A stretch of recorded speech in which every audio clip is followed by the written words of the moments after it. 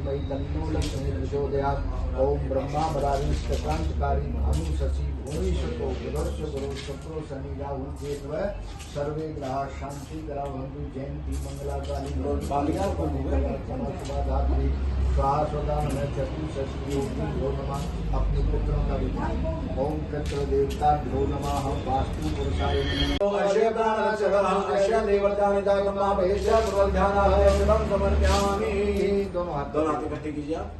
ओम पादो पादम समर्पयामि, हस्तौ अर्घ्यं समर्पयामि, भेयाजं समर्पयामि, सर्वांग स्नानं समर्पयामि, सर्वांग स्नानान्ते पंचामृत स्नानं समर्पयामि। मुझे नहीं दिख रहा पंचामृत हो सकेगा ऐसा सोच करके वे विष्णु को जाते हैं, जहाँ श्वेत वर्ण चार्य वाले देवती नारायण जिनके हाथ में शंख चक्र गदा पद्म माला पहने हुए हैं, उन्हें देख करके स्तुति करने लगते हैं और बोलते हैं भगवान आप अत्यंत शक्ति से संपन्न है, मनवाणी आपको पा नहीं सकती है, आपका आदि मध्य अनंत नहीं है, आप निर्गुण स्वरूप सृष्टि के कारण भक्तों के दुखों को नष्ट करने वाले हो, आपको मेरा नमस्कार है।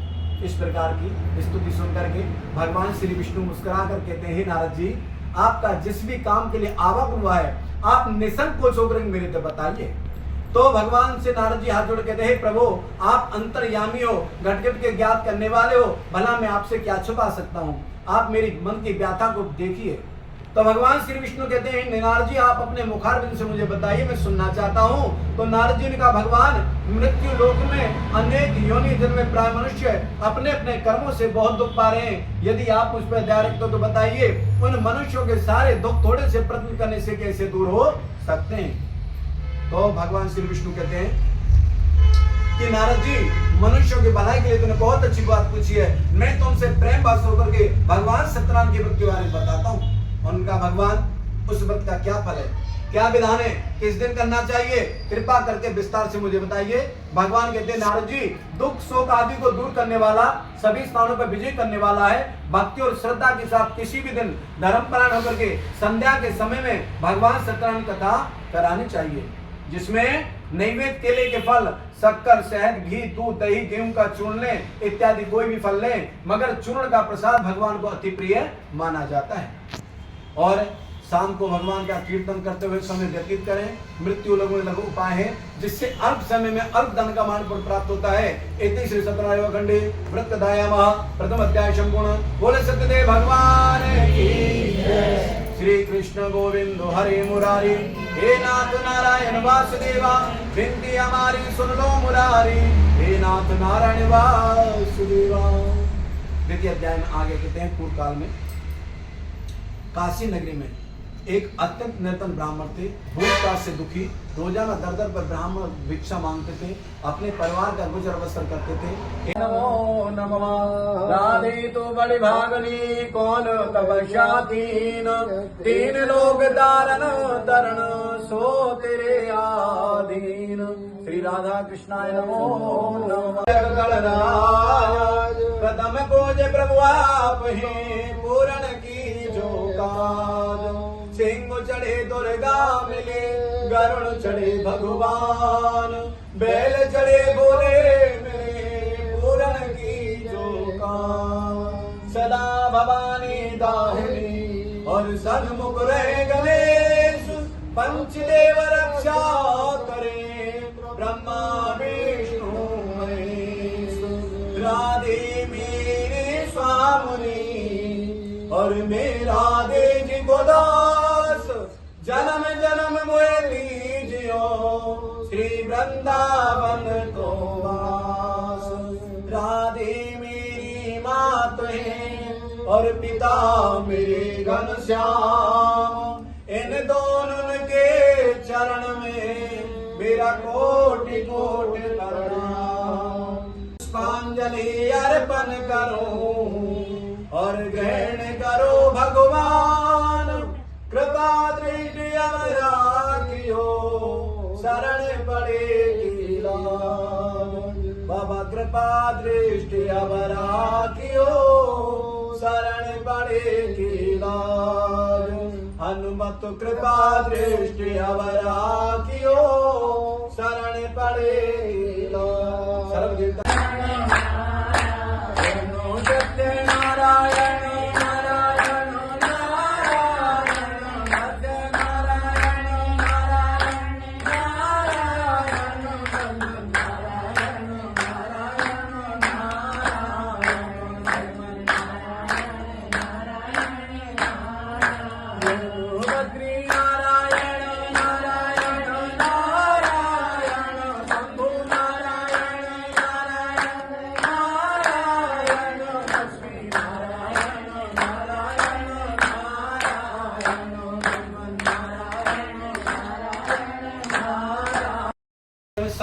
नाव का किनारा चाहिए। कहते ना कि धर्मी धर्मी पार उतर गए, पापी नाव डोबने लो। तो उस धर्म की नाव का किनारा ले लेते हैं और उसी के सहारे चलते हैं। संध्या के समय कथा का विधान इसलिए होता है कि संध्या के समय भगवान कथा करी जाए, कथा करने के बाद थोड़ी देर घंटा आधा घंटा कीर्तन किया जाए, उसके बाद भोजन किया जाए और चुपचाप सो जाना है, जिससे कि पूरे दिन में जितने हमने दिन में कथा पूजा करी उसके बाद में झूठ बोलने का हमें टाइम नहीं मिला। क्योंकि सत्य नारायण कि आज के दिन कम से कम तो सत्य रखना जरूरी है। आप तो सांच बोले। हाँ, मगर अब लाला जी कोई दुकान में बैठना, थाने बैठना है तो लाला जी कितना भी सच्चाई बोल ले, मगर लोग नहीं हो बढ़िया तेरी बात है झूठ बोलने की। जब वो सच्चाई सौगंध खा रहा है तो झूठी सौगंध खाओ। तो इसलिए कथा का विधान है कि सत्य बोलो, सच्चाई रखो, उसके लिए। तो भगवान सत्यनारायण की कृपा अनुसार माँ बेटी ने भगवान की पूजा करी, प्रार्थना करी कि मेरे पति और दामाद शीघ्र लौट आए। भगवान ने इस पूजा को संतुष्ट होकर राजा को दर्शन दिया। ही राजन, जिन दोनों वैश्यों को तुमने बंदी बना रखा है वह निर्दोष हैं, उन्हें प्रातः छोड़ देना, अन्यथा मैं तेरा राज्य पुत्र आदि सब कुछ नष्ट कर दूंगा। ऐसा स्वप्न में दर्शन सुन करके देख करके राजा दुखी हुआ। प्रातः उठकर उसने कहा कि दोनों वानिकों को कैद से मुक्त कर सभा में लाए जाए। दोनों ने आते ही राजा को घबरा के प्रणाम किया, दंडवत किया। क्यों कि राजा का भरोसा नहीं किस समय क्या सजा दे दे भाई, क्या फांसी दे दे। अब उधर को राजा डर रहा कि इनका श्राप ना लग जाए और उधर को वो दोनों डर रहे कि राजा फांसी ना दे दे। जंगल में सांप मिल जाए आदमी को तो उतना ही सांप डरता है आदमी से, उतना ही आदमी डरता है सांप से। दोनों एक दूसरे से डरते हैं, ठीक है। तो उन्होंने कहा भैया ऐसा भाव बस कठिन तो प्राप्त हुआ है, इसके लिए मैं क्षमा चाहता हूँ। जितना धन था उससे दुगना किया, वैश्य घर को चल दिए। इति श्री खंडे व्रत दायामः तृतीय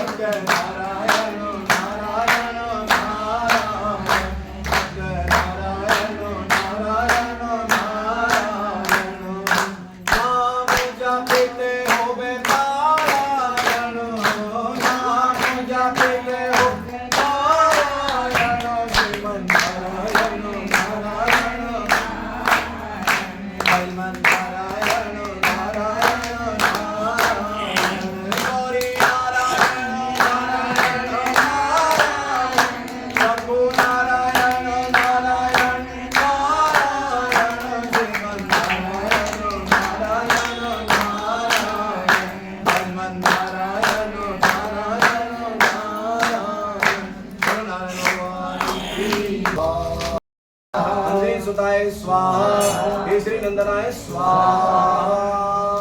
ओम महालक्ष्मी चरण में विष्णु दधीश्वरी में तन्नो लक्ष्मी प्रचोदयात् स्वाहा। ओम महालक्ष्मी तन्नो लक्ष्मी प्रचोदयात् स्वाहा। खड़े हो जाओ।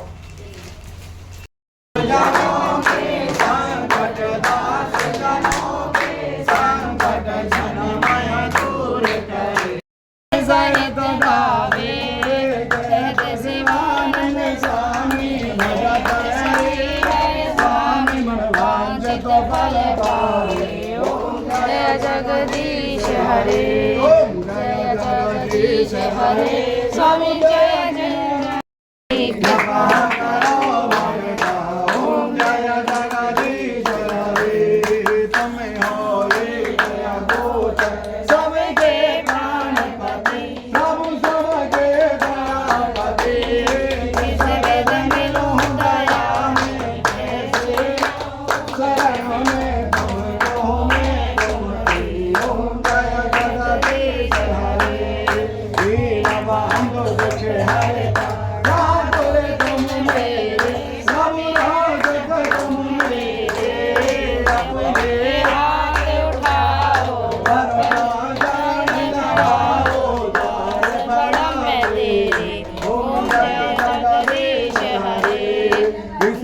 विकार मिटाओ, पाप हरो देवा, स्वामी भक्ति हरो देवा। श्रद्धा भक्ति बढ़ाओ, श्रद्धा प्रेम बढ़ाओ, संतन की सेवा। ओम जय जगदीश हरे, तन मन धन सब तेरा, स्वामी सब कुछ है तेरा, तेरा तुझको प्रभु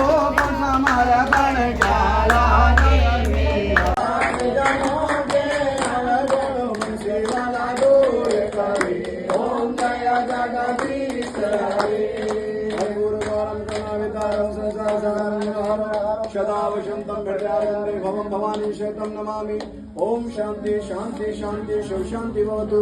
छीटा लगे नीर का कष्ट कटे शरीर का वो सच्चे दरबार की जय।